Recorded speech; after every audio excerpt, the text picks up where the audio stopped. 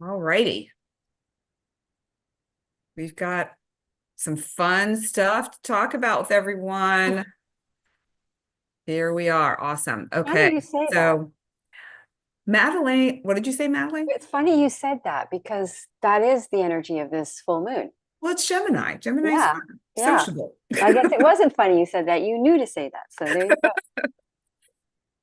Well, so if you don't know us already, I am Amalia Natalio with KarmicKindness. Joining me is, as always, Madelaine Parker, Hello.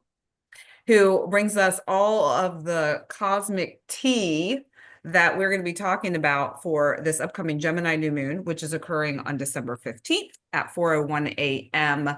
Eastern, 1:01 a.m. Pacific at 23 degrees and 52 minutes. Uh, as I was preparing for the cosmic chat today, I started to think about, okay, the new moon in Gemini was on 6/6. July or Mm-hmm. June 6th. I knew I'd get the J out somewhere. There's a 6/6 portal. Yes. Yes. So whatever was happening around that time for you, reflect on that. The other piece of this that I think is very interesting that Venus was conjunct the moon during that new moon in Gemini. And Venus is now in Aquarius. So it's moved pretty darn far in the sky.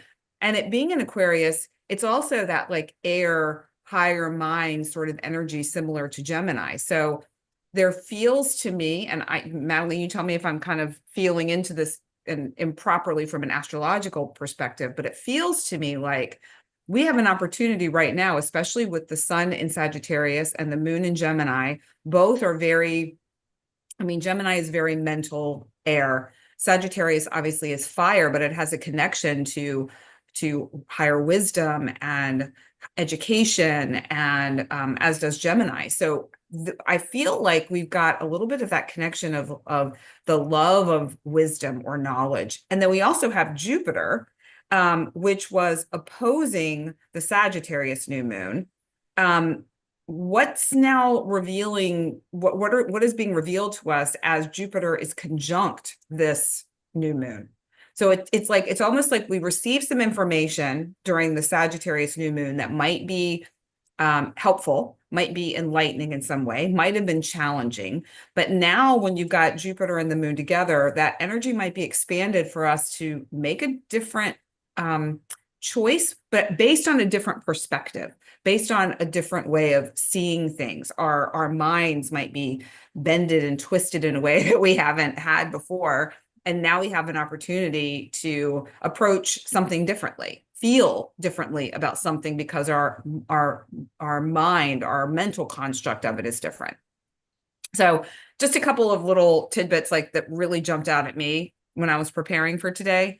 As always, I love to talk about the body gates for the sign because I feel like for me, I notice things in my body, and then I think, what is this? What's going on? Like, where is this coming from? I wonder, oh, did I eat something? Oh, did I, sleep funny, whatever. But it could really very well be an activation of the cosmic energy. Oh, So yeah. Gemini is connected to the shoulders, the arms, the hands, the respiratory system. So this is the time of year people tend to get come down with all sorts of bronchial respiratory things. Pay attention, lungs, the nerves, and like the blood, like capillaries are connected to this too. Using your hands, maybe getting a massage, giving yourself a massage, just, rubbing your shoulders, doing some tapping on different parts of your body could be really comforting right now. And especially if you live somewhere where it's cold, kind of doing some rubbing on your skin will warm you up a little bit too. Excuse me. Bless you. Sorry. I was trying to stop it. No, let it out. Got to let it out. Okay. Okay, so before I go into the moon aspects and the Madeleine jumps into all of the cosmic goodness, I just want to remind everyone about a few retrograde planetary movements too. We have Mars retrograde in Leo during this. It's actually now as well, but it's going to be happening during the full moon as well. Jupiter is retrograde in Gemini, Uranus is retrograde in the sign of Taurus, and Chiron is still retrograde in Aries. So we've had some forward movement of some of the outer planets. Mercury will be out of retrograde by then, which will be really nice. And just I'm sure Madelaine's going to be talking about just how that energy is going to feel a little bit different.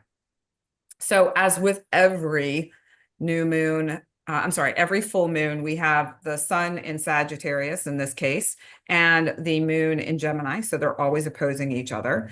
So a couple of key themes I wanted to highlight for this upcoming moon cycle, and to point out too, this is the last full moon of 2024. So we are kind of tying up some bows on things, and here's some key elements that I think would be interesting to contemplate if you wish, because the key theme for Gemini is also I think. So travel. So we have long-term travel represented by Sag, short-term travel represented by Gemini, knowledge. So we have like the mental pursuits of Gemini, and then that expanded knowledge of Sagittarius, higher wisdom, communication, and adaptability are also some key themes for this upcoming moon cycle. As I mentioned before, we've got the moon conjunct Jupiter, the planet of expansion and growth and benevolence. We love Jupiter. So the one thing about Jupiter is it expands whatever's there. So for, however this is going to affect you, it's going to expand it for you. So reflect on any personal growth that you have experienced since June in particular. And then awareness of how your words impact others. And I would go so far as to say also how your words impact yourself when you say them, when you notice the words that you are using, and expand your mind. Be curious about, we've got Jupiter, this planet of expansion, and you're going to be, maybe expanding your viewpoints, expanding your mind. Get curious about what's being shown to you.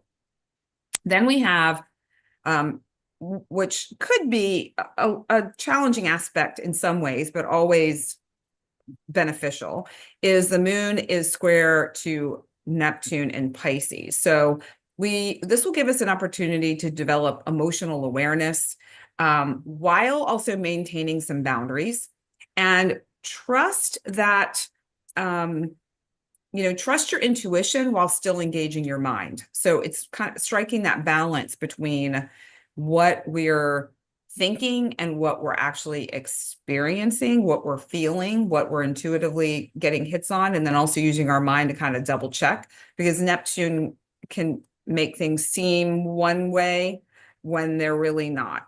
So just really checking in with ourselves. So that is kind of the rundown of what I'm seeing in the cosmos and what's coming up for just this little tiny piece of it with the moon. But Madelaine, I am excited to hear all that you have to say and share about all the other stuff that's going on. Okay, well, you touched on a lot of it. It's basically, this is the full moon that will bring it is the last full moon, like you mentioned, of the year. So it brings the dissolution, the dissolving of something, and the resolve. Like it's a form of death, because a lot of people I know, people pass a full moon in Gemini. You could lose a sibling, you could lose a neighbor. I've seen many full moons in Gemini with those kinds of things, but that's like worst case scenario, and that's part of life anyway. But it's basically, it's a metaphor for like the ending of something, the bearing of the resolve, the end of the journey, the end of something here. And so let's pop the chart and show everybody all these things. So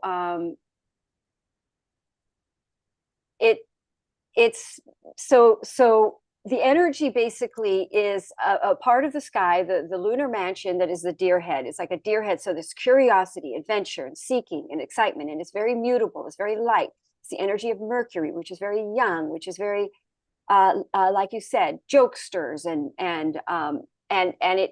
it's literally like a shift in our perspective, as you were talking about, that sets us kind of free to be.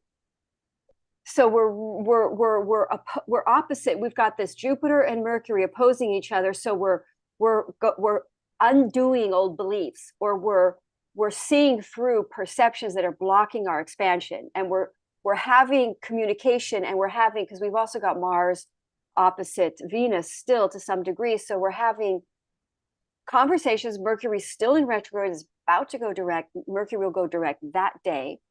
So it's almost as though we're getting communication from people from the past, resolving issues, shifts in belief, shifts in perceptions. Basically, we're aligning to our soul contracts, to our destined soul contracts with our divine partners, or partners in general, or groups. And so what's happening is we're dissolving old rigid ways of seeing things, because we have to adapt. This is an adaptable energy, so we're adapting to a future. We're adapting to this new era. We're literally going to see so many changes coming up here. It's incredible, right? With the nodes conjoining Neptune, which is literally soul contract, right? So this full moon is shattering and rigid perceptions, and there's sort of an opening now to the macro. So Jupiter's the macro in a micro sign. Jupiter's in Mercury, so in a Gemini, and this, the full moon is what we've got: Jupiter in Gemini and Mercury in Jupiter. So we've got this flip mutual reception thing where we're literally completely changing our minds and seeing things differently in such a drastic way, that because we're realizing our minds are limited and we can't see this next path, this new era. We don't know what it is. We've never been there before. We're literally old ways of earning money and ways of jobs that have always been secure ways of sources of income have completely dissolved now, and there's new ways, new structures building, new ways of making money that are much more in alignment with the new earth, that involve much more independence from people. So we're really shifting. And there's a lot of soul contracts coming in because we're at the beginning of the era. And in this era, we rapidly, quickly shift to the new way of living, which is more independence and all things Aquarius, which we won't get into. But that's a whole nother episode. Yes. that's another long conversation. So anyway, so with this full moon in Gemini, we know what we've learned. We've learned something that we can now see the no need for. And this is internal. This is internal because during the new moon, this is in retrograde, and then it goes direct. So what that means is this internal thing happens: communication, openings of communication, openings of ideas, openings of minds. And now something can go forward, because Mercury literally is the ruler of this new moon, and it's stationing, literally like holding back until this happens, so we can go forward into this is the last full moon of this year where we've really resolved and learned some major things, a lot, because we're about to enter a whole new paradigm where we have to have a whole different perception and a whole new way of thinking, because we have to do everything differently. And this, we've got Pluto at 0 degrees in the sign of Aquarius. I saw another 0 degree transit here recently somewhere. Well, we're going to have, interestingly enough, is when the sun moves into Capricorn. And I was looking at that exact time, the chart shifts, the sun shifts into its way back up, its rebirth.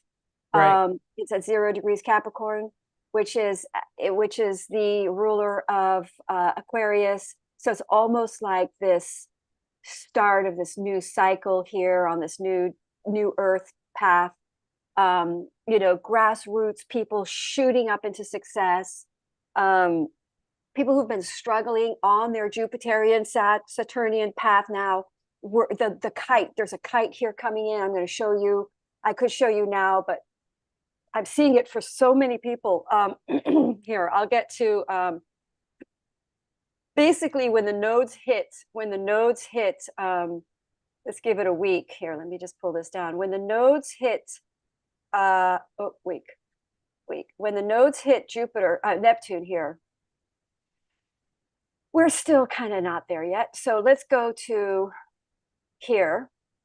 So that's January, right? We're within 3 degrees. Mm-hmm. And the south, so we've got the south node, Neptune, everything's going to be hitting this part of the sky all the way next 4 or 5 months up. We're going to have Saturn there eventually, and it's literally instigating this new era, the birth of the new era, all these new projects. And there's a kite formation. The south node is not picking it up, but it's there. It's here, here, here, to the south. Wait a minute. Let me get to it. Neptune, Pluto, Uranus, and the south node is it's just not picking it up. It should. Let's make it pick up. There it is. So anyway, it's basically this kite that points to the nodes and Neptune, which is your soul calling, your spiritual mission, the reason you were here. It's ruled by Jupiter, which is to help humanity, expand humanity, and it's making a sextile to the Pluto here, which is kind of wide, but it's going to hit that exact right before, because it's going to make a sextile to Pluto here. So it should be showing. There it is. And so this is, and then to the south, no, you see, there's the kite. It's picking it up right there. So literally, like everything, all the transits, all these transits that are coming up in the next couple of months are pinpointing this spot.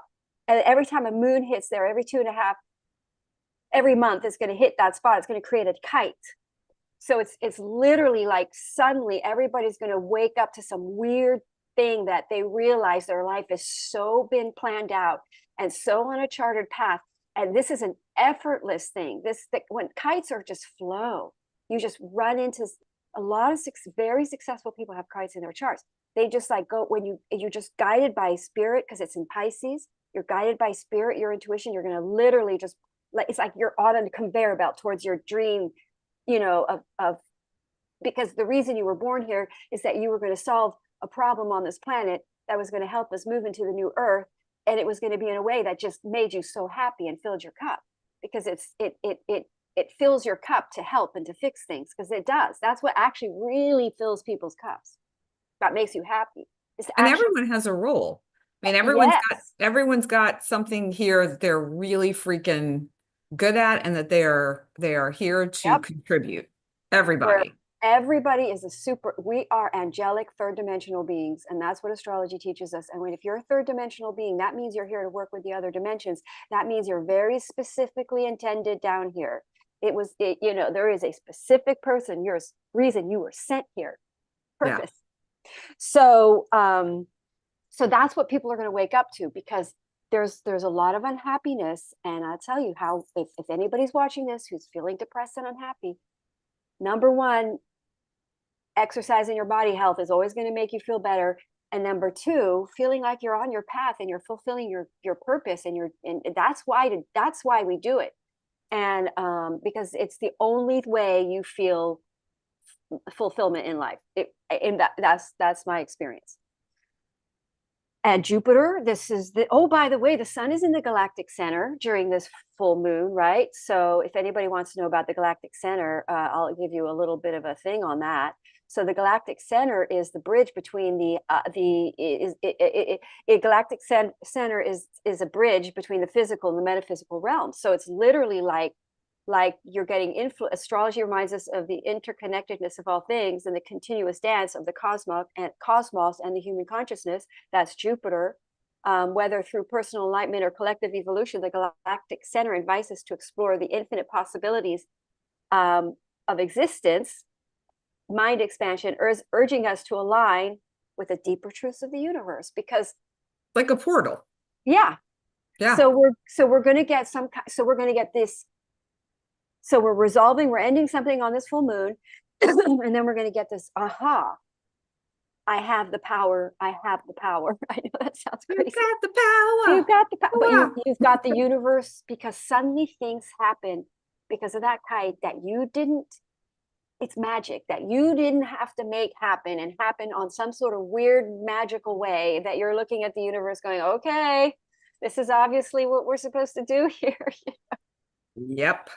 So we're going to wake up to the magic of the forces, unseen forces here on this new moon, full moon, and we're going to dissolve old ways of seeing things. It's in Gemini. It's mutable. We're changing our minds. We're open-minded.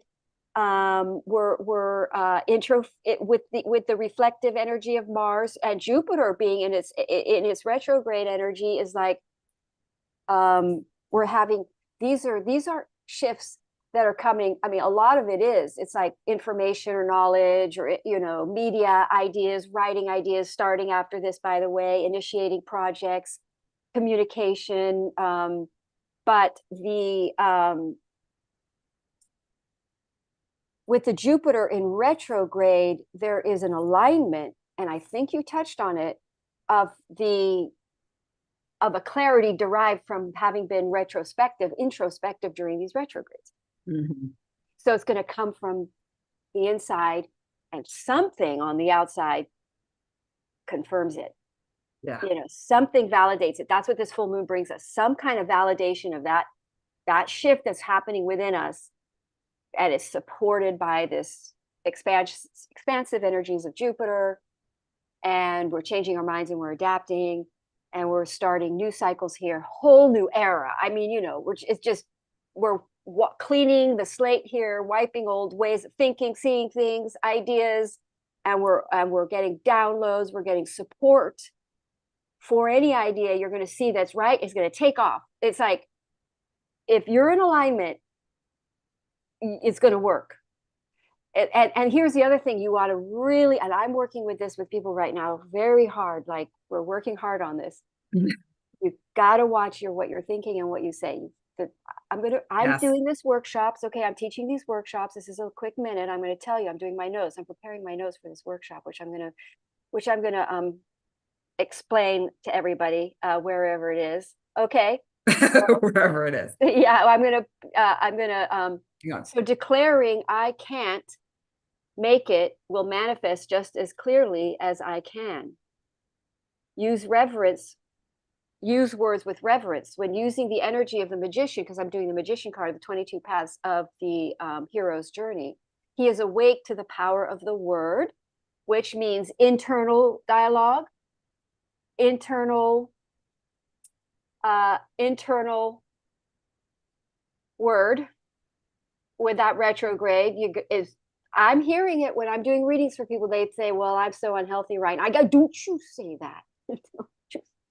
You know what, Madelaine, that's so true, because it's twofold. One, yep, your words are like spells. Yep. You're spell casting. Yep. And anytime you use I am in particular, that one is so powerful. I am fill in the blank. You are literally creating that experience for yourself.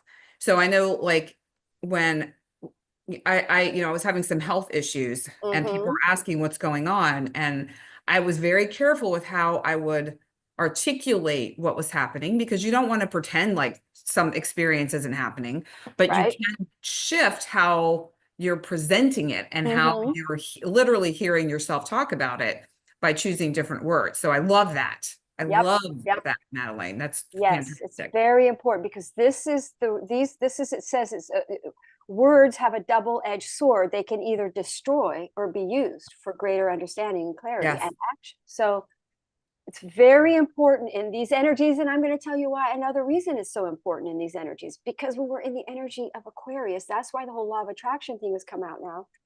But that's just one part of it. You have to work with the angels, the unseen forces. But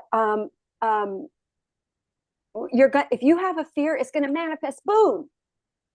Like, because we're really merging with the fifth dimension right now.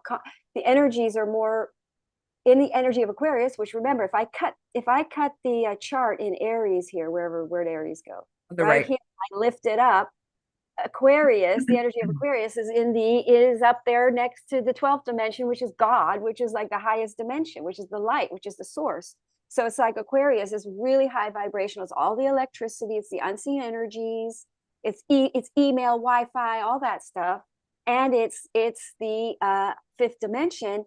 And right now, that's the universe. Remember, whatever era we're in, the universe is completely backing that. And so working with the 5D is quick. It manifests, snap. So you got to be really mindful of, also especially on this full moon, because with Jupiter there and Mercury, people can burst out things.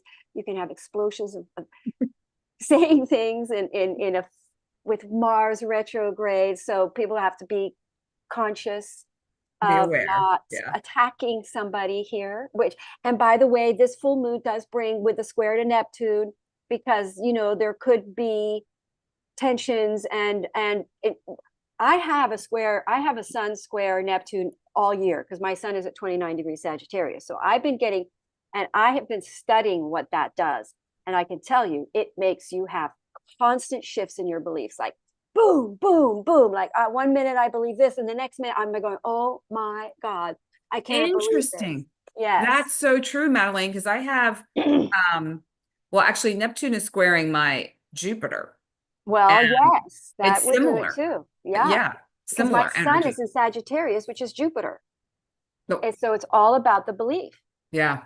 And I'm noticing beliefs are shifting, and Oh, I've been and rapid. being curious about the shifts because, you know, I think as humans we can get locked into a certain way of being and living and believing things Mm-hmm. are a certain way. And then when we start to be shown different avenues and perspectives, if you can just take a moment to pause and be with what that is instead of defending your own or pushing against what's there, it's Mm-hmm. amazing the gold that can be mined in those experiences. I mean, I've been going through, I've learned so many things that make me think that we just know, we've been told so many lies. And I won't go into it all, but it's just like my mind is just going, wow, like about Mm. history, about arch buildings, the Tartarian thing. I mean, I knew you were going to I say know. I mean, I find it that. fascinating, especially since I have Saturn in my eighth house. So I'm really into like investigation and digging deep. But I mean, my mind is just going, whoa, boom, that emoji where the brain, I'm just going, oh Mhm. my God. Like, Yeah. so anyway, this full moon, in my opinion, has that element to it, you know, because full moons reveal things, right? Full moons are like, they're the light in the night and they reveal something in the down here we see, and reveals things. Sometimes you discover on a full moon somebody's cheating on you, or that you've got, you know, that you've got a problem, you know, that has to be dealt with, like a big debt interest sudden boom, you know, something that has to. So full moons can bring those kinds of problems to light, and that's why a lot of people, fights happen on full moons, violence happens on full moons, people get triggered on full moons.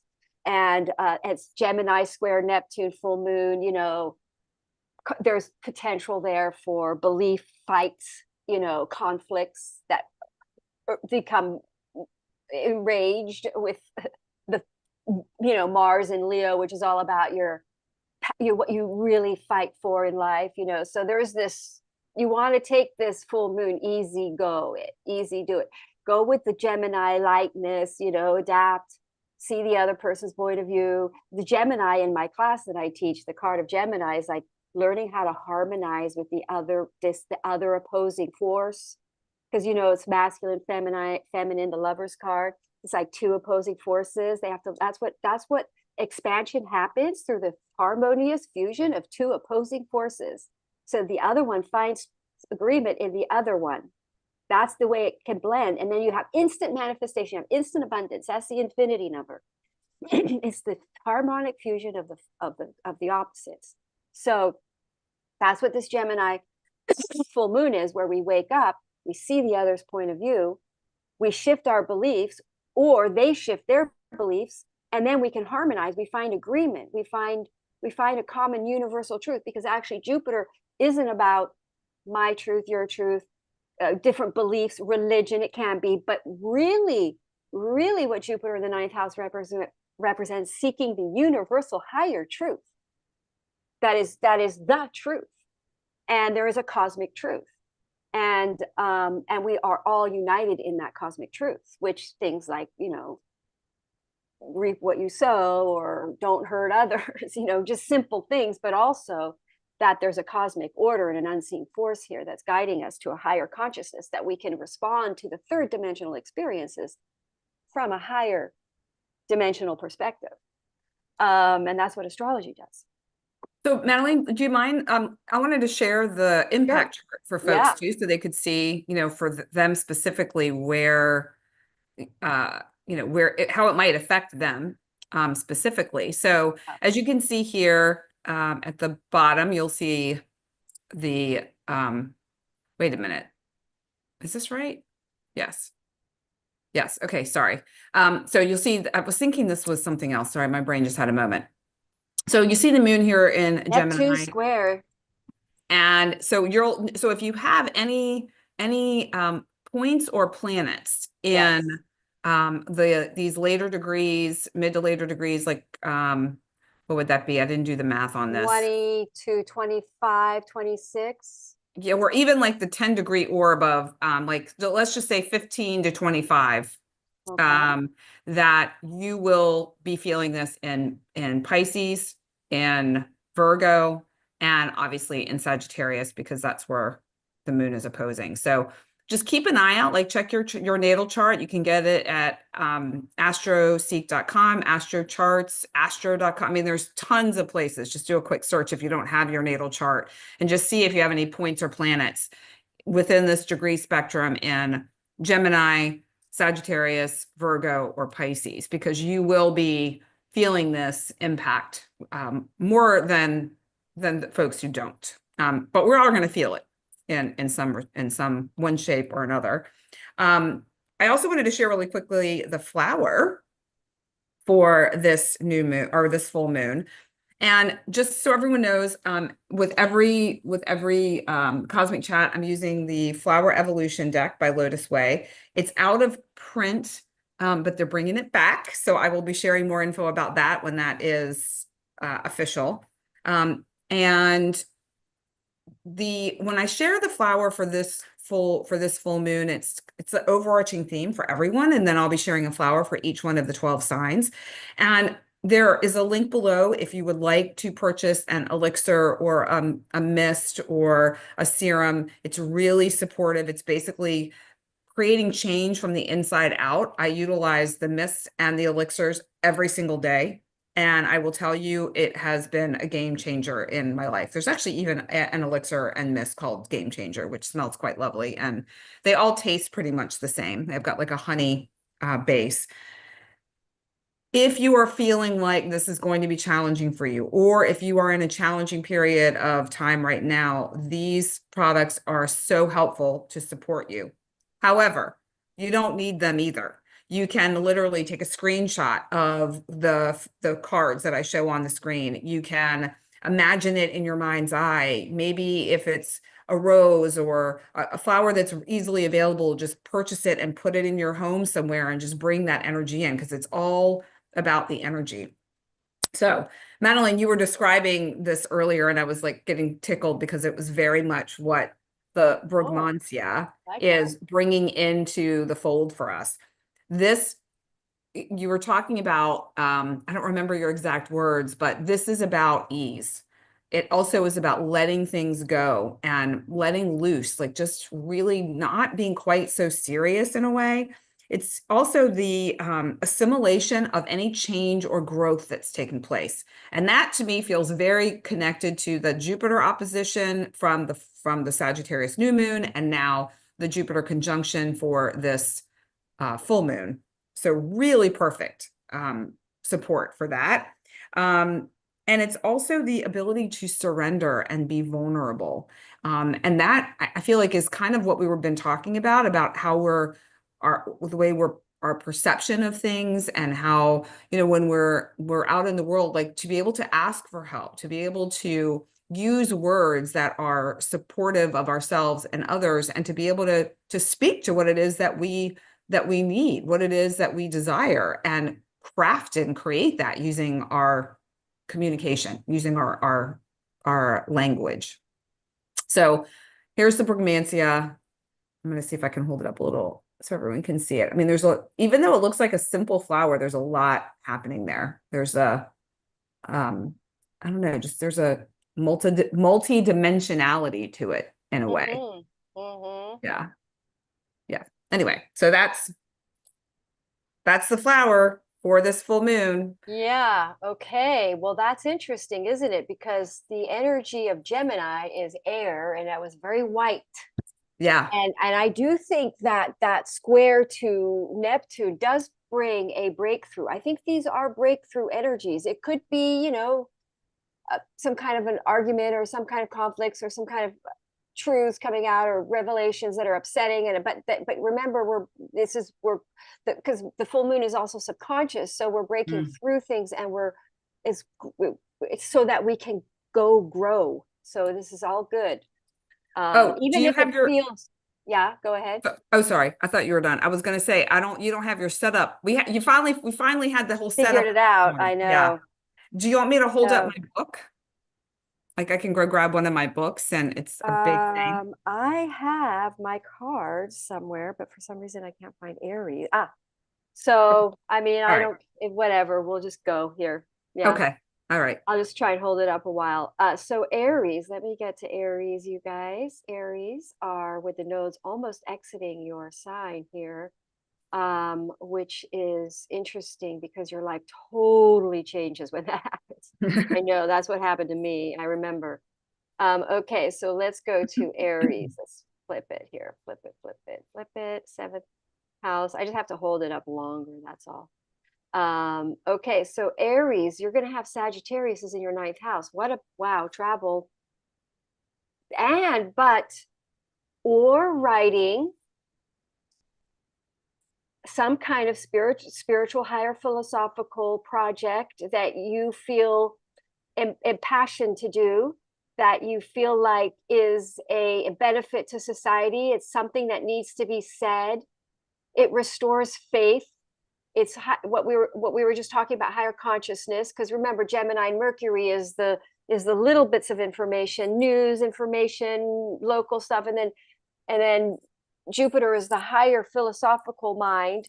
So it's almost like we've got Mercury there, and it's this full moon there. So it's like the end of an old belief that's been stopping you from either a writing project or travel, or you travel and you have a shift of perception. You're traveling, you have a whole shift of perception that then decides that you're ready to step into a purpose that serves humanity. There's clarity comes in. It could be it that way, but basically some sort of awareness to align with a higher purpose, and to either start communicating that to people, or you start writing about it, or you start to believe in it. And that's just where we're getting now. And then it turns into a shift in your destiny somehow. Because we do need to mention the nodes are in on the story, by the way. I forgot, because the nodes are being squared by, actually the nodes are being trine by Mars. So this puts you in alignment with something very destined. Your ruling planet trine by Mars. So you're suddenly really in alignment. It feels right. That kite, it's going to open doors for you. And you have this, it's an aha shift in perception. It's an awakening to spirituality. But again, Aries are typically not your woo-woos unless they've got other things going on in their chart. But on the whole, they tend to like to look at spirituality in a more sort of like play, kind of challenging it, kind of like, tongue in cheek about it kind of energy. But then now this is just like, okay, well, let's explore this further. By the way, the deer is about exploring curiosity. So there's a willingness now to learn and open up to spirituality, astrology, the unseen forces, philosophy, the higher truth. Well, we have the Oh, African daisy. Oh, you very much reacted to yeah, that, Melanie. that was like, What I love about this, based on what you were saying, is that this flower helps clarify the life's purpose. So it's like, and it reminds me a little bit of Sag in a way, with like the target in the center.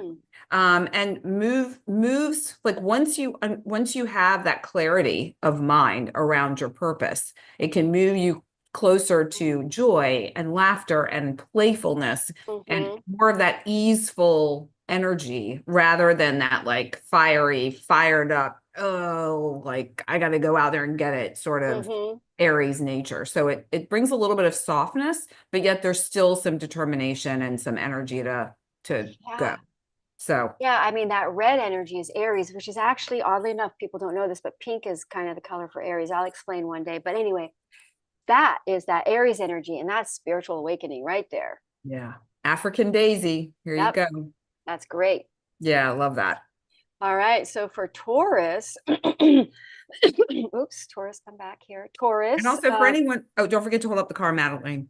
thank you for reminding me. And then for anyone Mhm. that's, we've got a couple folks that are tuning in. Jessica is with us. Welcome, Hey, Jessica. Jessica. Woohoo. Yes, so thank you for being here. And Jessica, if you, I know you've been here before, but could you remind us what your rising sign is? And we can keep a special lookout for the chat for you during your rising sign. And anyone else who's on here live, drop in your rising sign and be sure to ask us any questions you have. Okay, Taurus. Taurus. All right. So you're going to have this eighth house Gemini in your second house. So this is an ending, an old way of making money kind of goes away. Maybe some possessions, you get rid of some possessions, you clear clutter, you sell a property, you release some land, you sell something. What else? You could get an inheritance with the eighth and second house thing going on. But it could be that you let go because this is a spiritual, we're going to a spiritual thing. And the thing about the second house is it's material possessions and internal possessions, what you possess within you. So with that galactic center thing going on up there, sun in that spot in your eighth house, it's sort of like an awakening to something deep within you that's a talent, a true talent that you let go, you release one way of making money and you start opening up to your true talent, because we are here to do in this full moon, we're shifting to the thing that we truly are gifted at, that is real. I just did a reading on someone else's chart with a kite. This full moon is really hitting or giving them a kite too, like double kite. And they don't even know what the heck's about to happen, but their whole life's about to change and into the true thing. Because I did a card reading and it said your true calling is literally on your doorstep here, and it's going to work. So this is this Gemini sort of awakening energies and the curiosity to explore a talent, an inner gift, a talent, which would indicate a talent. So you have, so Taurans possess within them, and you know what? It could be writing, it could be speaking, it could be all things Gemini, right? Communication, media, hands, making things with your hands, Mercury. That, and you've got Jupiter there because remember this full moon has Jupiter on it, which is to expand and to create expansion in our life. So it's going to rapidly expand your finances. The blowers are here. Hang on a minute. Okay.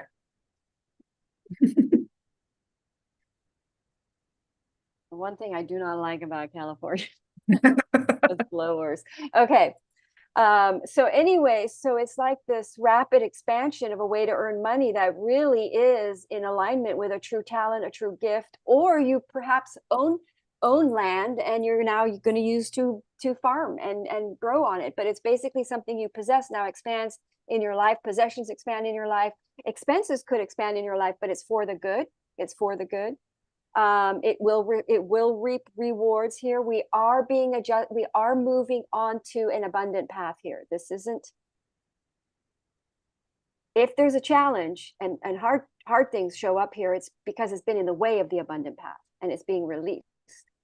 So anyway, so that I think kind of sums it up for Taurus. Yeah. Old way of making money, new way comes in.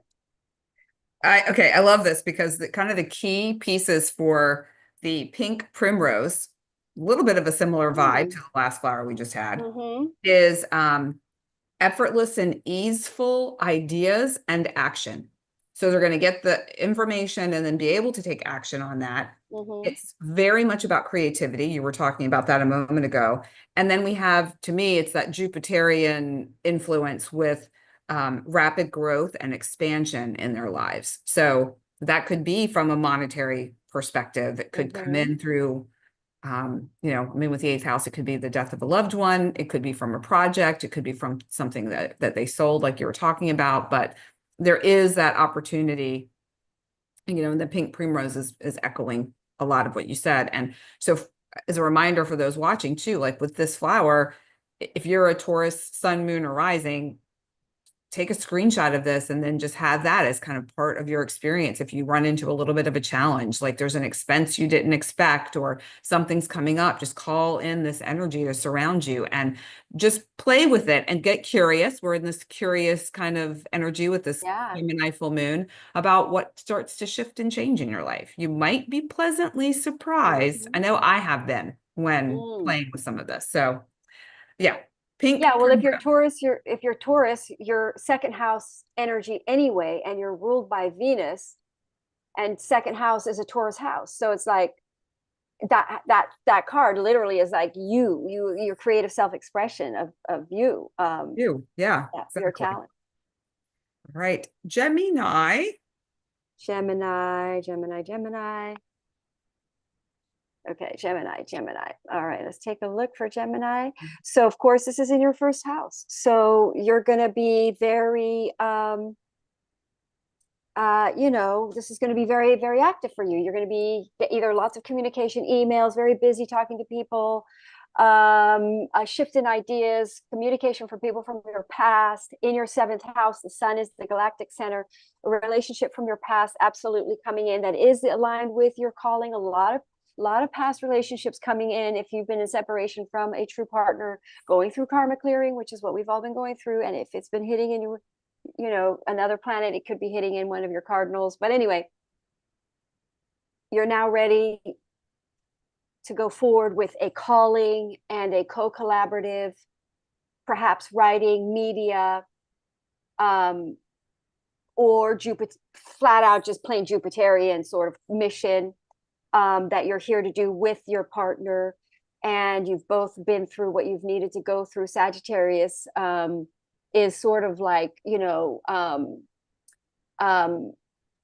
it's adventure and travel, and it's fire energy, so it's inspired, and so there's some sort of good cause that you align with, but also you could be ending relationships because you're going to have that sun there, and with a full moon in your first house, you're done. There's a lot of things you're done with when you have a full moon in your first house. You're really over, and it's either because third house is your community, people that are around you, neighbors, siblings. So you've seen the light, you've seen the most you can get out of those circumstances or out of those relationships, and now you're ready for something more. And travel could very well be there. Travel with a true person, because you've got that full moon in Sagittarius in your seventh house. So travel is going to be a theme of your mate and you. What else can I say about this? Lots of shifts, rapid shifts in your beliefs and spirituality and the way you see things, Gemini. Jupiter there, you're initiating new things. It's in retrograde, so if you initiate anything right now, it's most likely something from the past that's coming back, and most likely the relationship that shows up here is your true person, and most likely someone from the past. Unless you're young, very young, and it's a new person, you meet your person, that could absolutely happen. Interesting. Yeah. And then full moon there, just knowing who you are, a certain sort of revelation of not wanting to adjust to being like done being someone you're not energy. Boy, so this navel orange blossom really supports Geminis in this upcoming moon cycle. It magnifies a sense of sensuality and play. You were talking about they could maybe meet their person. I mean, when you meet someone that you feel the strong connection to, it automatically like ignites something in you where you tend to be more playful. You tend to have that like that titillating, like sensual feeling inside of you when you have that connection with someone. It warms your heart. It also allows you to open up to inspired ideas and really feel that sense of it's so good to be alive. And it breaks down the walls inside you, so you're able to open up your heart. And all of this to be feels very connected to your sense of self and your connection to someone else that might come come into your life as a partner and moving forward in an inspired, intentional way. So the navel orange blossom. Yeah, I want to add partnerships to it because remember, it's not just relationship romantic, although it mostly is, but there Yeah, might be other partners involved because if you look at that, it could be group collaborative ventures. So, absolutely. Yeah. yep. Yeah, that's a great point.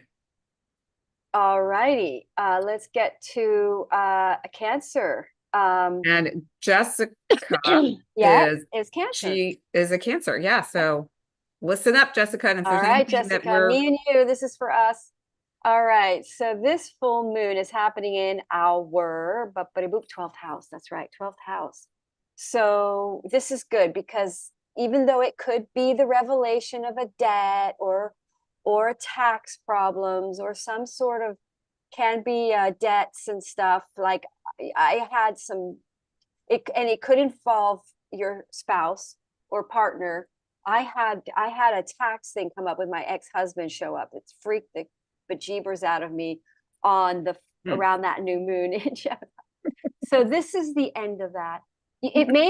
Something could be revealed, a problem that enables it to be over, but this is definitely the dissolve because it's in the 12th house. So that's like double full moon, like double resolve, dissolving, something fading away. So this problem of debt or joint resources or problems with taxes or just in general sort of fears um, um, that are sort of stem from past life because it's our subconscious fears. So you're manifesting these crises in finances because you have subconscious fears. So you're like, so this some sort of resolve. This is over. This is cleared up here. And you see the source of it and you see that it's irrational fear. Because remember, full moon is logic. Mercury's logic. Jupiter's in the logic. The sun is in spirituality and faith, right? So so your 12th and your 6th house, because the 6th house is what we do to ourselves on a day-to-day that determines our health and our wealth. So if you have fear-based subconscious fear of debt and money, tax, joint resources, and just like, like I do.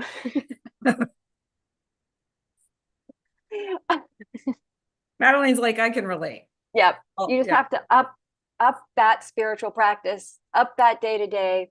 This is a Gemini full moon, which means we become aware of our inner, and this is subconscious now. We're becoming, and Mercury in retrograde, we're becoming aware of our subconscious programming of fear-based, we have no power. That is the 12th house, restoring power, feeling in our power about something that you feel unempowered about.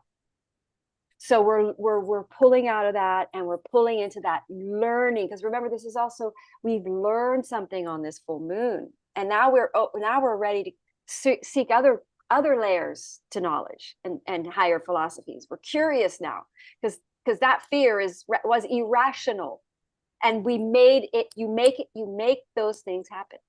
So on this full moon, you wake up to that. You see how you can empower yourself around finances and debt. You feel empowered. I know this is going to be good for my son. He's also afraid of debt, very much so.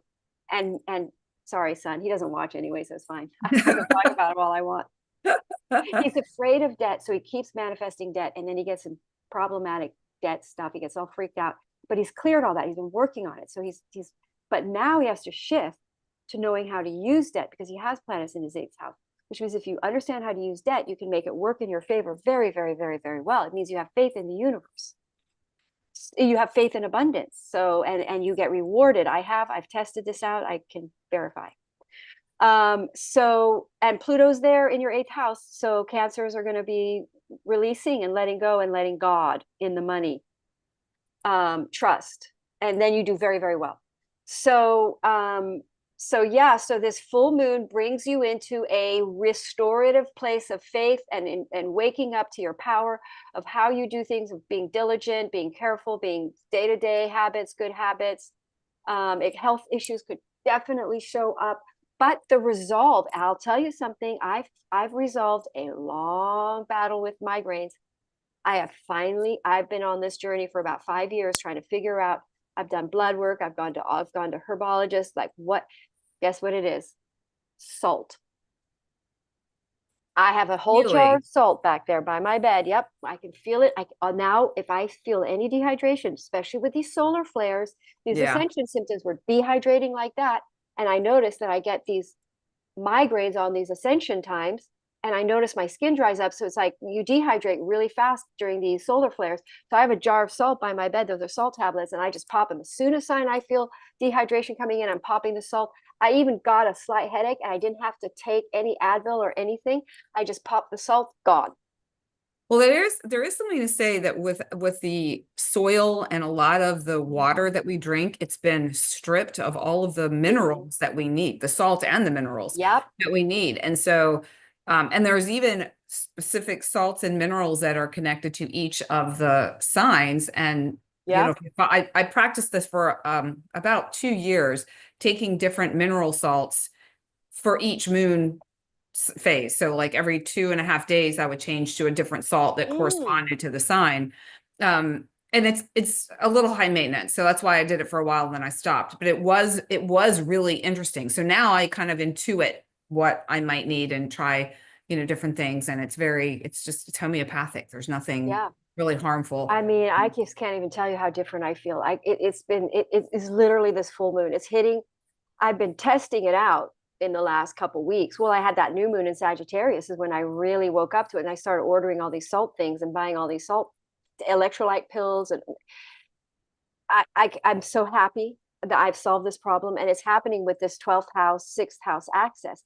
Now, here's the other thing. I have a lot of water in my chart. I'm very psychic. I'm using a lot of psychic abilities. So it's like, I dated a lineman for a while, and he said there, and I told him what I did, and he said it's really interesting because I said everybody has different energies. We're all different. We're all different signs. And he goes, that's so true, because in his work, there were some people that get electrocuted like that. Some people that hardly ever get, not electrocuted, but shocked, I should say, Yeah. that get really easily shocked. If they just touch them, they get shocked. And then there's some people that hardly get shocked at all, and they don't understand that. Well, I'm water, so I need a lot of water in my system. I get shocked like that. Interesting. Yeah, that Yeah. makes sense. Let me look before I show the flower. Let me see if Barb, Sure. I'm sorry, not, I pulled up the screen. I saw Barb was there. So hi, Barb again. And Bill, hello. So Jessica is saying, she said whoop whoop to something that was earlier on. So probably something very positive that you said, Madelaine. And then she can relate to the money fear Yes. piece of it.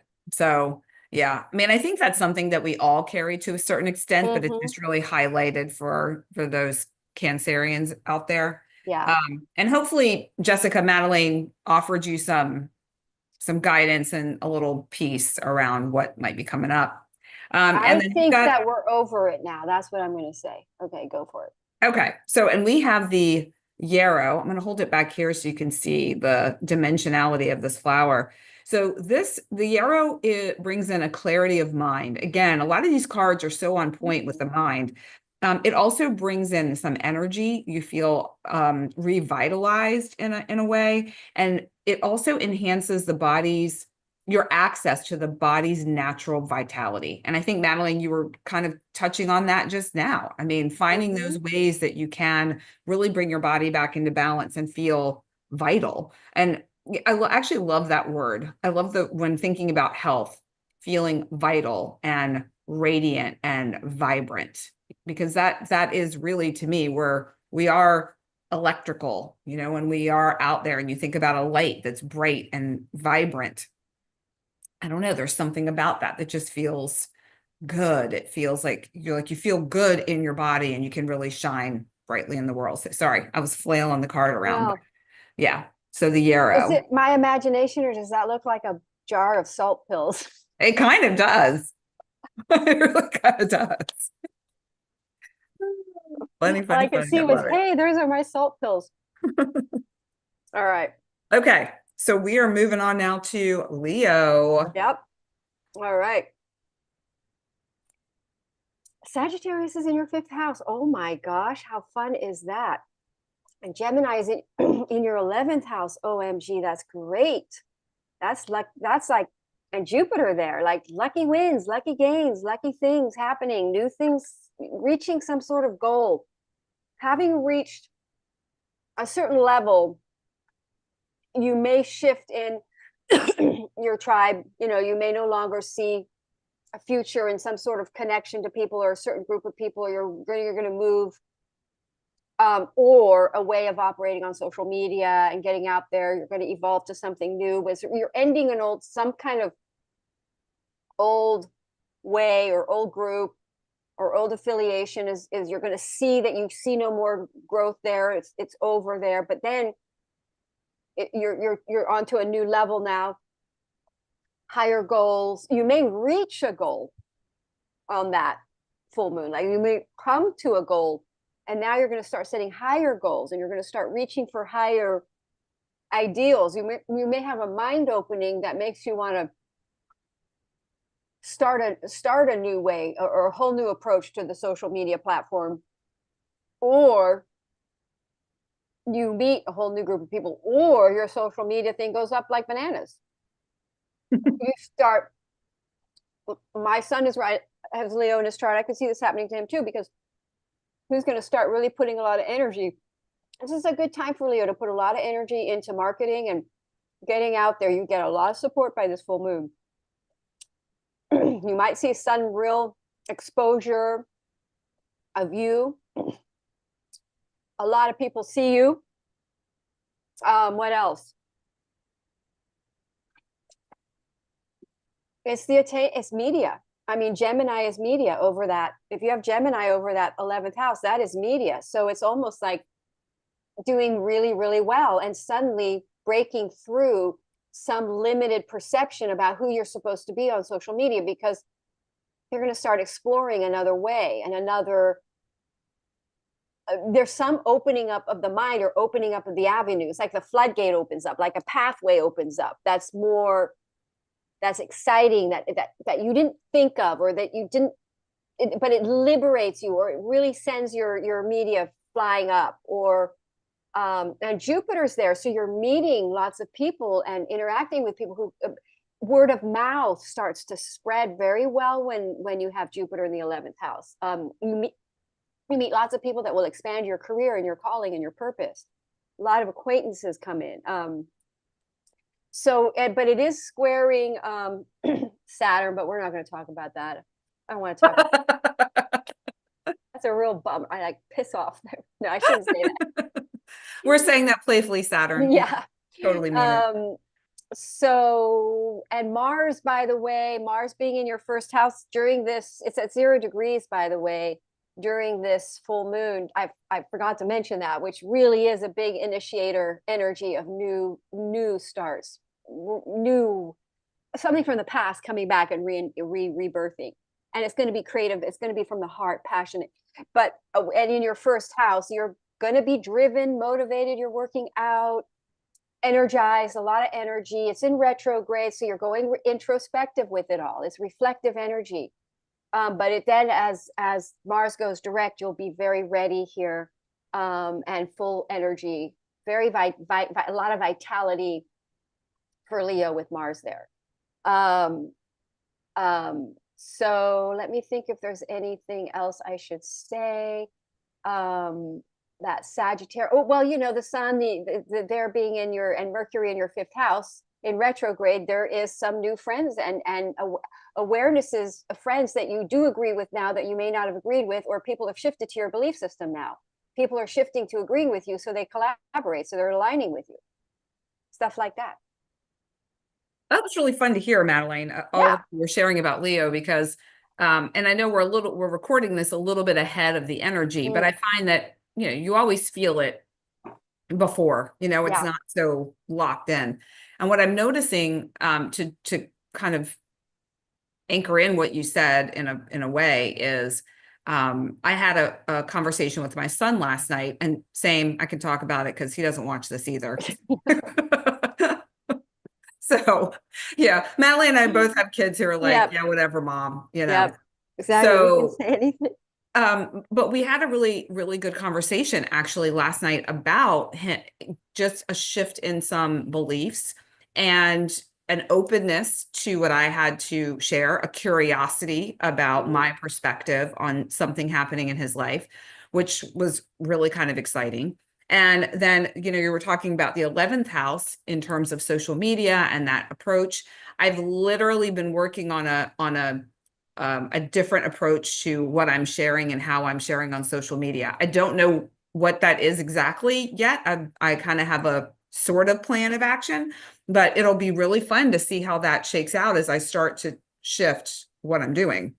I think it looks really good. And look, it's 11, 11, 11 up there. 1, 1, 1. Oh, I'll take it. I'll take it. So, okay, look at this Leo Wow. right here. The fire star Whoa. That's so or Mars in your house. this is like, bam, hello, I'm here. I'm on the scene. So the fire star orchid, and it's about think outside the box. Again, we have that mental energy, wild, fearless creativity, which is very fifth house, being creative.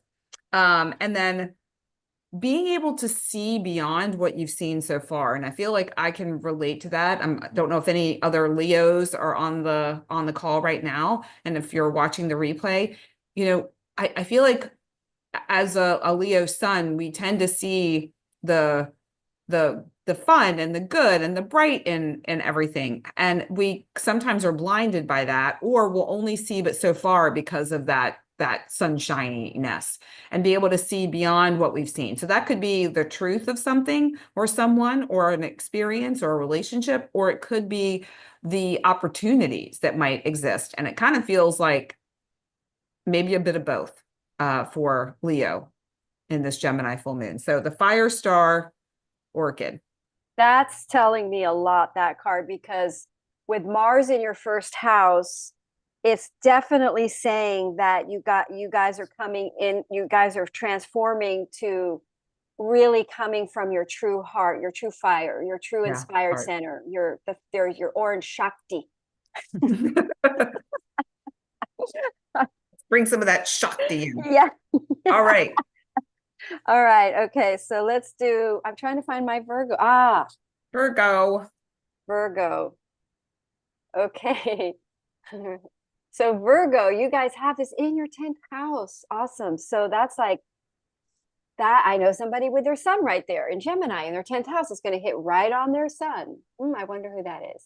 Anyway, so yeah, so we've got this old way of making money comes to an end. This is a time where perhaps you get fired or jobs end. Crises do show up in full moons. I'm not going to lie. Yeah, I know.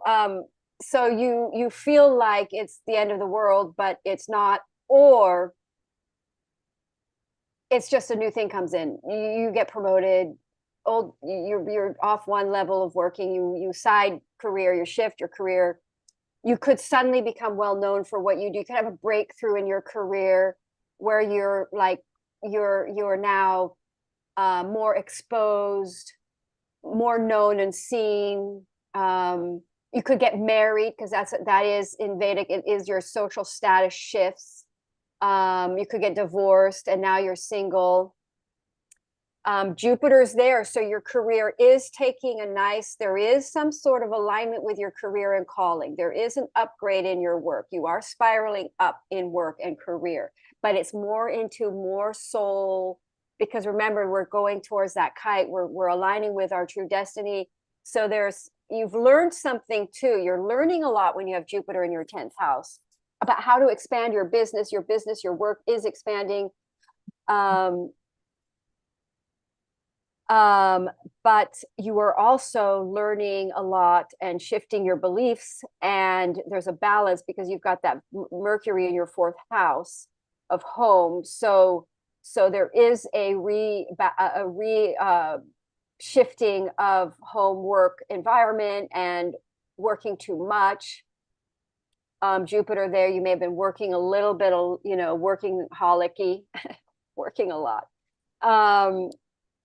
So there's a shift in your belief to be more family, to not let work take you over all the time, to not be obsessed with work, to have more of a personal life, to end a part of your work that's overworking you, or you shift and you work at home so you can be with your family. Let me think. One more thing. We got Jupiter there. So things are expanding in your work. Um, um, and I'm going to say, above all, you become very clear on your true path that is really fired by that galactic center. In other words, you align your new knowledge to seek and become curious of a new destiny in higher consciousness working, and how to evolve your career into a more higher consciousness, and to gain information and to seek that. You know, it's so interesting whenever I think about the fourth house beyond kind of the obvious parts of the fourth house. And I always think about our heritage, our ancestry, our lineage, where we come from.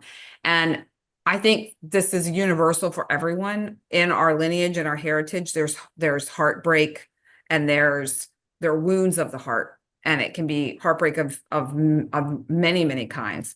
And the pink spirea, which is the card for Virgos, is healing of the heart, and it reminds us to be playful. And so I feel like that's another message of this full moon is there is an invitation for all of us to have some play, to enjoy our lives, to laugh more, as laughter is the best medicine. And it dissolves wounds of the heart. It dissolves feelings of sadness and loneliness. And we're coming into a season where, it's supposed to be joyful and fun, but it can also be very challenging for a lot of people. So, I don't know if this is Virgo specific or just a message for all of us to allow ourselves to feel a sense of freedom and expansion when it comes to our wounds of the heart from our ancestors that could relate to something that we do in the world. It may not necessarily be a job, but how we present something in the world, and lean into having a little more fun and play, and to feel a sense of freedom, yet supported when we need that support. And I feel like, a lot of these conversations are part of that story, being able to feel like we have the support that we need, even if it's not direct. And these flowers are another great way to do it too, to feel like you have some of that support. So pink spirea for Virgo. Doesn't that look like somebody that's suddenly seen, like they're on a stage and they're seen, like the 10th house where you get more notoriety, more recognition? That's what I mean, there's like talking about. Yeah. It's almost like a spotlight. Yep. Interesting. All right. So now we're going to get to Libra. And again, you can look for your sun, moon, and rising. And also these reports, you may not feel it unless you have planets. You think it's a 5-degree orb. Most astrologers are now thinking it's more of a 3-degree orb. So it's more like, but maybe you do feel it. You've got other planets going on. So, but I'm not going to feel this one that much because I don't have it. It doesn't really, I'm at 20, my sun is 29 degrees. So Sag. I feel it maybe a little bit. I might travel though. Oh, I forgot to mention for Cancer. I'm sorry. Going back on Cancer, travel on that. Okay, sorry. I left that out. All right. Jessica, so if you're traveling. Yes. There you go. Okay, so now we're going to talk about Libra. So this is in your third house. The sun is in your third house, and Gemini is in your ninth. So talk about travel again, similar to Aries, a shift in perception, belief in something, seeing something, traveling, or I know a couple Libras that are traveling, planning to travel. This is for sure a shift in perception of all of them, of all these full moons there. An old belief goes away, completely old philosophy and old thinking around religion and spirituality completely dies away. You see through some old programming. You realize you were programmed, or you realize it was indoctrinated or something, and you have this sort of breakthrough, and it's a spiritual breakthrough, and you feel happy again. It's like this has been stopping Libra from feeling happy on some level, is this sort of restricted belief and not belief, being too air, and now it's like now it's like aligning air, thinking, the logos, the micro thinking. Now it's like, well, curiosity. Well, what is there? What is the unseen forces? What is the higher cosmic order? What is cosmos? There's a seeking and traveling, of course, big one, but a seeking to understand a new way of seeing things because an old way dies. So you've now got to, you're on some sort of path of curiosity to understand this new way. You're like awakened, you want to know more.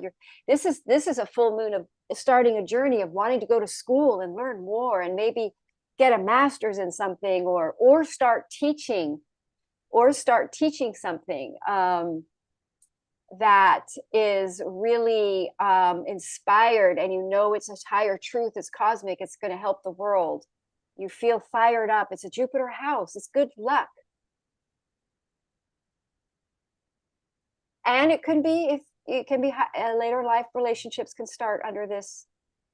Relationships, a lot of relationships can start during these times, so that people are aligned with the person they're going to be. And some of these people's, your mission is to have children, so this is all going to start happening soon. So people are lining up. And what else can I say? Jupiter rules your, just out of curiosity, Sagittarius is that third house and your sixth. And it's about realizing that there's an awakening, because it's a lot of stuff. You've got Pisces over your sixth, the spiritual truth behind our well-being, that we can't be okay without some sort of light or some sort of spiritual practices, or some sort, whether it's true or not. It's like there's this awakening to realizing that's what I need to be happy. And I'm not going to hold back. I now see that, and I can now go forward in life knowing I have this. Stabilizing. Go ahead. Wow. All right. Well, we have lilac for Libra. And the lilac reminds us to be flexible and adaptable, especially to any change in our life. So if this is a time of change for all of us, we're expanding, we're growing. Lilac is a really beautiful support. It also is a flower that can open us up to breaking free of rigid or very fixed ways of thinking. Yes, that's which exactly is what that is for this. perfect. Perfect. Yeah. And then it also allows for the recognition of those opportunities, or that are going to bring something into our lives that's bigger and better than we could have expected. And bigger and better, those are kind of flexible terms in terms of like, what does that mean for you? Because my bigger might not be Madelaine's bigger, or vice versa. So it's like, what does that mean to you, and how can you focus on adapting to what's happening, maybe shifting your perception of things, the way you kind of had, as we talked about earlier on, that rigid mindset to open up to see the opportunity that is revealing itself to you. So, and it's just such a pretty flower. I love the lilac. And it's sweet. with Jupiter's there in that house, so it's really expanding. It's almost like this opening up of belief and seeing and the red represents the material and the white represents the spiritual. So it's almost like finding the in between, the grounding of the material and the spiritual, and finding a balance there. I think that's great. That would be great for everyone. Yeah. All of us could use a little of that. All right. Scorpio. Scorpio. I don't know where it's clearer. This is clear. All right. Scorpio. We've got this full moon. You're ruled by Mars. This full moon is in your your eighth house, your house. So there could be a fear of finances. And again, this is also joint sources, joint resources. It's like the ending. It could be a divorce, the ending of a joint resource situation, the end of some sort of collaborative tax commitments, the end of a debt, or reveals a debt, reveals a tax problem, a joint problem, reveals cheating, reveals secrets, information, knowledge that triggers you, that because Scorpio can be a little triggery, paranoid. Oh You my find, God, I Madelaine. know this doesn't sound good, does it? Don't worry, don't worry. It's going to get better. It's going to get better. But all of this is just fears, and it's over. Like it's resolving it. It's if if something reveals it's not good, it ends the relationship. This is good though, because we're clear. This is the house of clearing away things that are not part of your future. It's death and rebirth. It's transformative. So some form of information knowledge transforms you. Now it could transform, a truth comes in that transforms you to it good news, the end of this. You find out that the person isn't, like, let's just put it this way, the truth about somebody is that what you were paranoid about wasn't true, and it's a good relationship, so you were just being paranoid. So that can be a lot, but a lot of this eighth house stuff is a reflection of inherent subconscious fears that are being played out.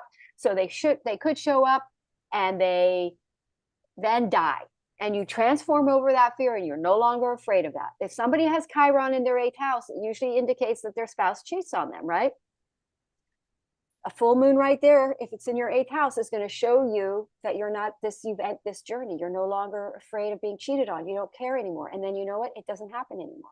It just doesn't happen.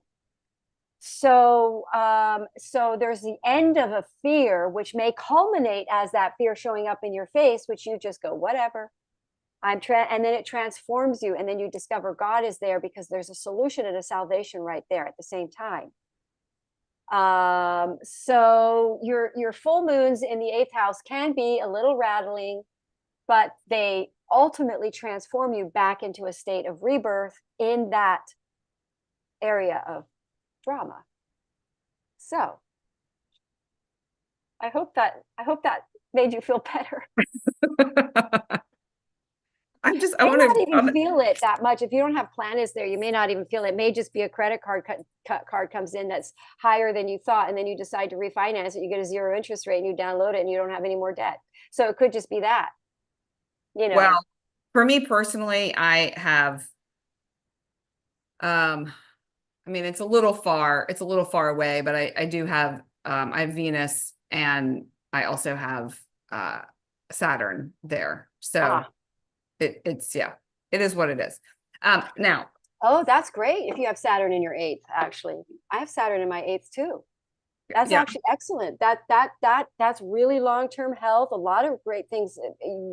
That's not as malefic as you think. That's double malefic, makes it very positive.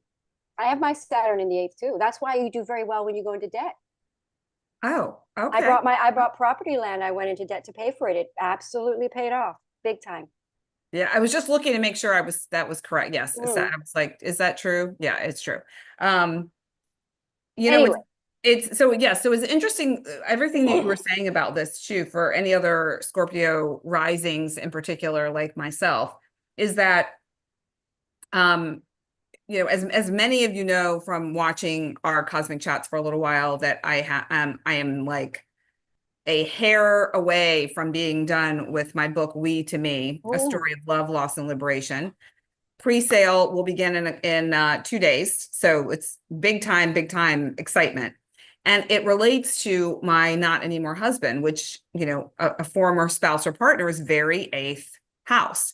So this does feel like a bit of a completion. Yep. Let's just put that to the side, but it has really been tough. It's been very challenging, and lots of things happening in my world, like in my face, that are checking in to see, okay, how at peace are you? How ready are you? How confident are you to actually put this book out in the world? Because until it's out on the publication table, it's still kind of quiet, only a handful of people have seen it. So I definitely feel this. However, I love the flower that came out while you were talking, because it feels very supportive. Now, what's very interesting, and I'm going to share this for anyone who might be in a similar relationship situation. Obviously, not everyone is going to be on the precipice of releasing a book about their relationship, but you could have relationship issues. And I find this flower is really interesting too, where you've got the 2 flowers, and then you have, these other smaller blossoms. It's almost like a rebirth which is very Scorpionic, for both people. And the question on this card is, are you in a challenging situation or relationship that has left you feeling powerless? So I feel like that's a great reflection question. And this flower reminds you that you have, it's like a fearless sort of love. I feel like I can relate to that a bit, where some of the emotion around my disentanglement or divorce process from him has risen to the surface, and some of the stories around that have been really challenging, but there's this fearlessness within me, this love that I keep having to remind myself of to keep moving forward. And it magnifies trust. So trust in yourself, trust in a higher power, and unconditional love, and enhances your confidence in yourself. So for all the stuff you were talking about, Madelaine, this feels like a salve. Yes. And I really like that you brought up that book, because I was thinking about you earlier going, oh my gosh, it's her book writing thing coming to resolve, ending it, suddenly seeing that it's ready. Maybe you think you have more work to do on it, but you're going to have a revelation that it's ready. And by the way, I think this book is the ending of your relationship, your energetic, because that's a full moon, really ties up the old stuff. See, it's not necessarily bad. It's the ending of this relationship. You see, it's the right thing. Like you said, tying up some sort of loose ends here. Yeah. Yeah. So, yeah. So I guess that's a great example for folks. Like, even though sometimes these may sound a little scary about what's coming on, there's all different perspectives on it and all different experiences that you could have. So it may not be as like, oh God, as you think. And then if it's actually, let's just say, worse than you think, you weren't all in your head about worrying about it so much. So I feel like it always works out in the end, always plays out perfectly. So, okay. Sagittarius. You guys, this is your time to shine. You have the sun on your back. You did have Venus in your sign for a while, which was great. You've got Mercury in your sign. And so that's going to be Jupiter's in your 7th house. Relationship. I've seen some Sagittarius coming into co-creative collaboratives with their relationships, absolutely starting up right now on this full moon. And revelations, information, most likely, because you've got Mercury retrograde there, relationship from the past coming in, communicating, or contracts from the past coming back, or things, partnerships that you weren't ready for, mature for. By the way, there's a lot of more maturity arrived at now for things that we weren't mature for, relationships we weren't mature for, come back. They may not have also been mature, but also you may not have been mature enough for this project, now comes back at the time. Partnerships, you've got Jupiter there, meeting your true person if you're single, but also collaborating in partnerships with people that expand your work, your abundance, your meeting of people, word of mouth, clients, new clients, absolutely new clients. A revelatory knowing of how to interact with your clients more, or how to media, because Gemini's media, how to communicate with them. Or you get the final result of some media effort you've been making, because you have Mercury in your 1st house. But let's see what else. Also, this is just like, communications and conflicts in relationships, because if you have a full, and you have a yin and a yang opposition there. So you've got these sort of out of giving too much in a relationship, or them not giving enough, or you giving too much. So there's some sort of reckoning there, resolve of where you did that, you no longer do that. And then maybe you end a relationship that's not the right relationship, or a partnership is over with, a new one comes in, and you could have a joint collaborative writing or media project. What else? Inspired time for Sagittarians, very much. Sounds like it. Yeah. Sounds like some good stuff going on. And travel. I gotta throw travel in there. Sorry, guys. I keep forgetting that's one of the most important energies behind this travel. Go ahead. Well, I feel like that's kind of everyone's in that vibe of the travel with that Yeah, Sagittarius yeah. um, sun connection to this full moon. Okay, the nasturtium. It's like Saggies in the Mm, house. Here we are, ready to shine, ready to go. Nasturtium brings a feeling of contentment and joy. I would also like to say excitement around mm, possibilities and potentials that exist. It supports being at the right place at the right time. It's a flower that will allow you to highlight your strengths when you're out in the world, and even maybe even to recognize for yourself and refine a unique way of being in the world. And Madelaine, I know you and I've talked about this, and even with one of your sons too. It's like that that energy of being fully who you are mm-hmm. and expressing that and out in the world in a way that you're just comfortable and content in your own beingness. So this feels really. How does this feel to you as the Saggy sun? Well, I think it feels like communication because that's a bird. And one of the things that when you do a lot of card reading, you kind of just know the bird represents communication. So, Uh-huh. and Uh-huh. Gemini is Like communication. Mercury's in your seventh house, so it's communication. Someone from the past flying back in, communicating, and a little bit. Look, the energy's nice around this, so it's yeah, expansive creative projects. It has a good expansive Jupiterian thing there. I like it. very much. Yes. Yes. It does feel good. And travel, flying again, but that just goes without saying. All right. So Capricorn. Capricorn have been triggered this week a little bit because Venus went back into Pluto.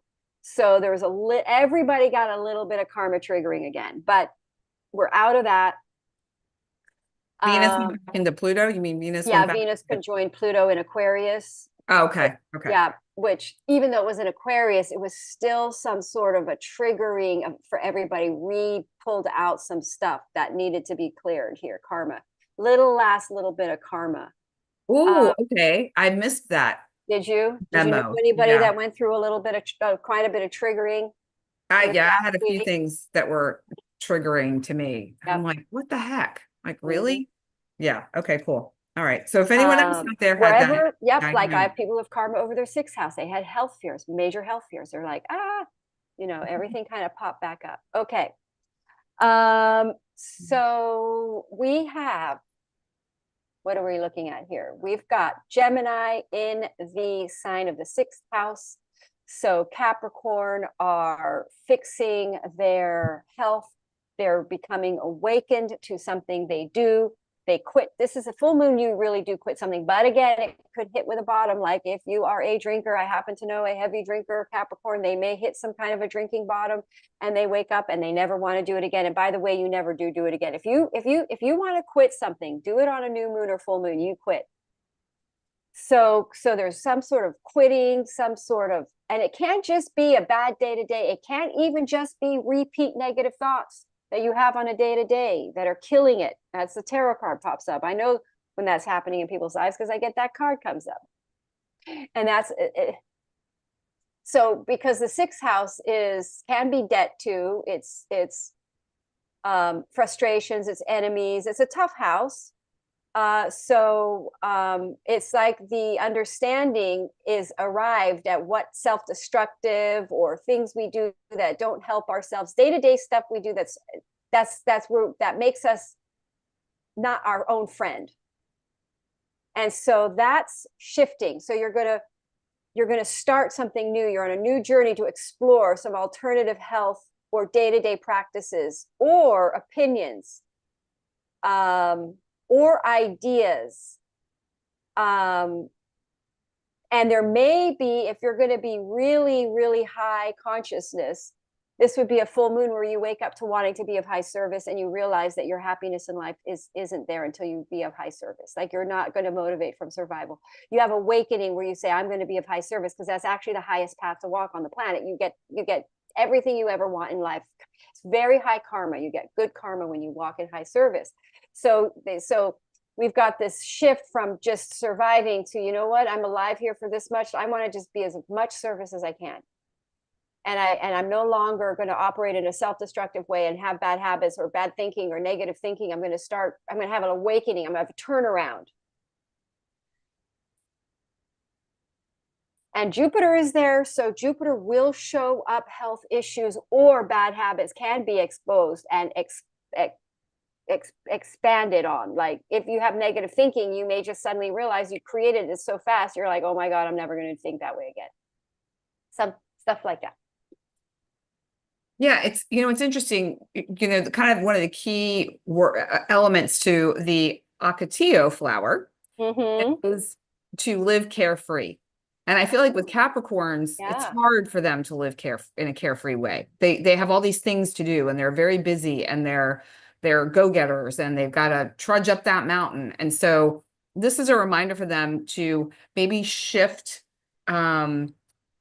the way they perceive the world. Again, we've got that, like, that mental element too. Maybe be able to see their day-to-day routine in a different way, come up with another approach, another plan. And it softens rigid habits or modes of thinking or beliefs. So when you're locked into, like, it has to be this way, there's no space for any carefreeness or any opportunity for growth. And then it also dissolves any judgments that you might have around yourself and others. And I think that speaks to what you were saying, Madelaine, as well. So the Ocotillo flower, it is also feels somewhat Capricornian, and it's like upward trajectory kind of geometry here.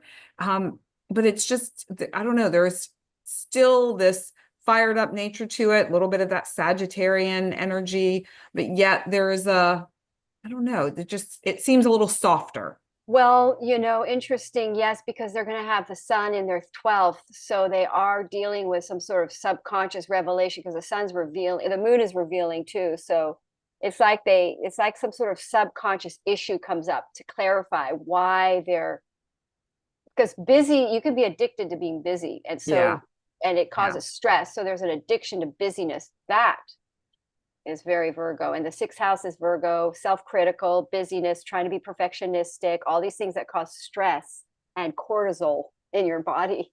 Yeah, no bueno. Yeah, so there's some sort of awakening there going on around that. New information, or you get some kind of a health result that shows you're really stressing out and you need to chill and calm down and not have such a stressful life, that.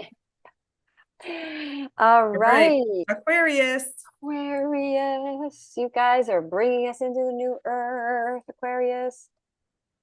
You got Pluto there in your first house. You're being transformed into being the leaders. And so you've got this is happening in your 5th house. How great is that? Oh my gosh, talk about fun, playful, creative, entrepreneurial projects, writing projects, media projects, co-collaboratives with friends, teaching. God, I just saw 144 up there. So it's like light workers, Aquarius, 144, right? So the age of Aquarius. So there's some sort of creative, fun, joy, creative, collaborative with friends, get together with friends. Full moon could also reveal friends that aren't friends, or end a creative project that hasn't really gone where you thought, but now this one feels really in alignment. It's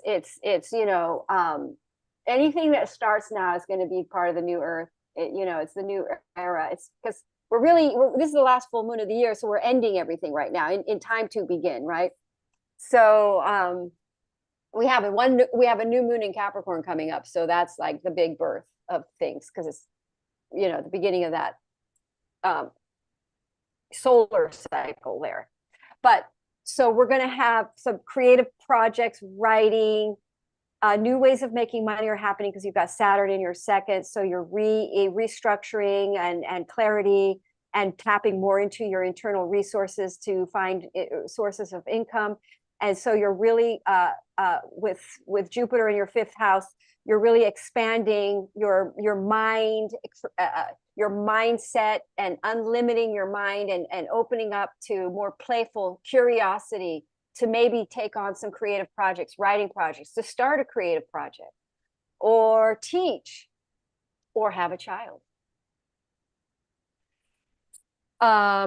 Because you do have all these planets in your second house too, which is Pisces house. It's like, you know, very much around talent and abilities and tapping into their, you've got Mars in your seventh house at 0 degrees. So starting, initiating projects with partners, and almost like because of Pluto being in your sign, you're almost like getting over whatever's holding you back, and just kind of saying, you know, I'm not wasting any more time. I want to do what I want to do.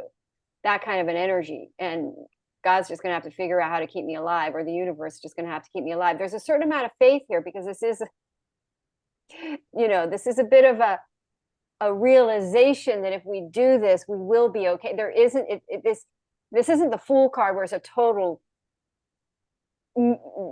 fear of it, whether it's going to work out or not. I mean, we can see this is going to work out. There's a feeling of things. This is good. This is this is going to work. Vibe. It's supported. Nice. Okay, so Yeah. I just was going over to the chat because I forgot to mention at the top of Oh. the Aquarian one that Barb is here, and she's an Aquarian Hey, rising, Barb. which I think you know, Oh, Madelaine. good. Yes. So I was just asking in the chat over on YouTube, like how she was feeling about what you were saying. So I just wanted to see if she responded, which I don't. Oh, yes. She's quite. definitely applies to this 100%. Yeah. And So- don't forget, if I put Gemini there, that's a fifth house. That is relationships, new friends, new relationships, meeting new people. Well, New people, I think. and here we have the Ooh. nectarine blossom, which the message is you're among friends. So Wow. a very big time friend theme. And there's a sweetness and a softness to what you're experiencing, what you're feeling, gentleness, friendliness, camaraderie. And there's also that desire to be of service. So, you know, whatever that may mean to Barb and any other Aquarians that are listening, how can you take kind of that feeling that you have, that you're supported and that you have people around you that care, and use that in a way to be supportive to the collective, to the whole. So this nectarine blossom is so lovely. Yeah, I mean, you know, that just comes to mind because that fifth house is the house of creativity. It is the house of our joint, you know, it basically it's the house of making children, right? Which is yin and yang, and then the third, the child. So it's like yin and yang come together, and you have a co-collaborative there, a joint child or project, something joint or a project or entrepreneurial. Yeah. Okay, last but never at all the least. Never least, Pisces. Pisces. Sagittarius is over your 10th, and you have Gemini in your 4th. So a shift in living, home, an idea, resolve, property, real estate, selling property, real estate, letting go of a property, real estate, or living situation. You've had eclipses in your 4th house there. Sorry,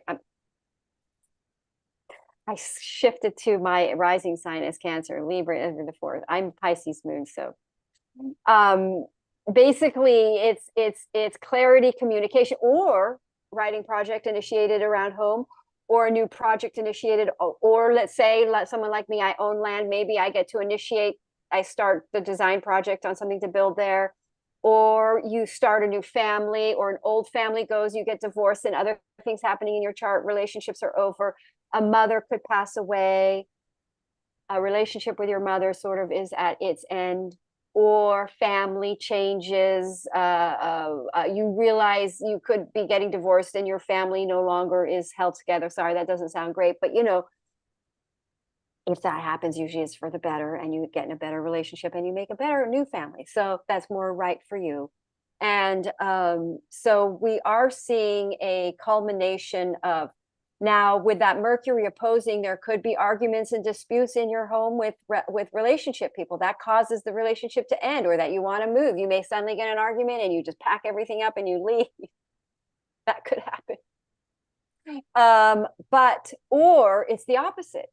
You get an argument and you guys decide, you know what, we're going to get over this problem. We feel closer now after this discussion. That's the kind of energy that Mercury opposing Jupiter is. You hash stuff out. With Pluto opposing Venus, you hash stuff up, and then you evolve up from it, and you recommit, and you decide to move in together. So or you suddenly have a change in belief about where you want to live, and you decide you do want to move, and you have a beautiful idea and clarity. And with the 11th house there, Sagittarius in your 10th, maybe a career thing is happening that shifts your situation, and you then move, or you let your place go and you travel for a while. You know, that's always been a dream for me.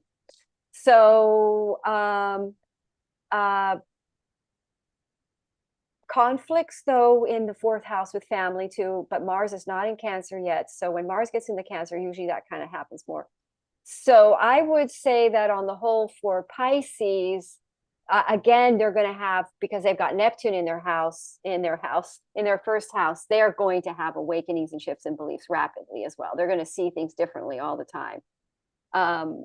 And they're maturing. Pisces got Saturn there. So a more emboldening time for Pisces, where they have a shift in perception, and I would say they have a shift in belief that actually makes them believe in themselves, because something's going to show up here, because that Neptune thing is in their first house. So their true calling is going to show up here, and they can't really see it yet, but it's going to make them very, very happy. I've done quite a few readings, and it's just quite magical. So Pisces are going to, their careers or their calling or their purpose is going to start to they've really cleared the low density, self-critical, lack of self-faith or belief into, wow, I can't believe this is going to work out like this. It goes against the Pisces self-belief. Despite their own limited belief about themselves, they're going to do way better than they thought they could, basically. With Neptune in their first house here, causing that whole trine hitting their first house. I mean, that's insane. That's who they are. They're literally who they are. Stepping more into their true, authentic version of themselves is literally going to plummet them as leaders into this new earth, some kind of spiritual higher conscious. Because Pisces tend to have, even if they're not spiritual, they have a natural higher philosophical approach to life. They just naturally know if something's not fair, or if it's not nice, or things like that. So yeah, that is very true of Pisces. My sister is a Pisces sun. My husband is a Pisces ascendant, and they're very, very different. Yeah. However, I can see how that dynamic plays out, where it's just the way they operate in life. So for Pisces, we have the yucca, and I feel like we kind of are back to where we started in a way. These are similar flowers. When you look at them, they're quite similar. Wow. So, okay, so the banana, let me hold it back here. I'm going to try to hold it so everyone can see it better. Okay, so the banana yucca, what I love about this flower is that it's one of those that it allows you to discover those hidden talents and the hidden gifts that you hold. So I love this for Pisces, especially since this is a 4th and 10th activation for them. You know, they are now they can shine their gifts and talents in the world in a way that they maybe haven't been able to before, and move them towards a sense of power and purpose. And there is the potential for unexpected leaps and bounds and progress towards their goals. So this is I wish I could hold it closer, but I can't. Yeah. It's a really great flower for Pisces. I feel like it really very much connects with the energetic of what this Gemini full moon will be like for them. Yeah, I really think that it is that thing where they suddenly realize they got further than they are. They're actually going to be successful at something they just didn't believe in. And in a way, that light is kind of breaking through their ego, because that's ego, you know. So it's kind of like a breakthrough. I think that's great, because I did a reading on my son recently and looked fantastic. And he's been struggling. Pisces have been struggling. Yeah. So I think this is good news for Pisces, very much so. Very, very good. Very good. So that wraps it up. We were pretty much on target with where we were before as far as timing is concerned. We've been going long the past couple, but so if anyone wants to, for those who stuck with us, let me just make sure that there's no other questions or comments. Barb commented about the Aquarian, what am I trying to say? The Aquarian reading Okay, what she of the say? energy, and she's like, we shall see with some eyeballs. So She says yeah. that all the time. And I feel like this is a really opportune time, especially as we're closing out the energetic of the year and of this Gemini moon cycle. And there's a lot of planetary support for all of us, you know, energetically as well.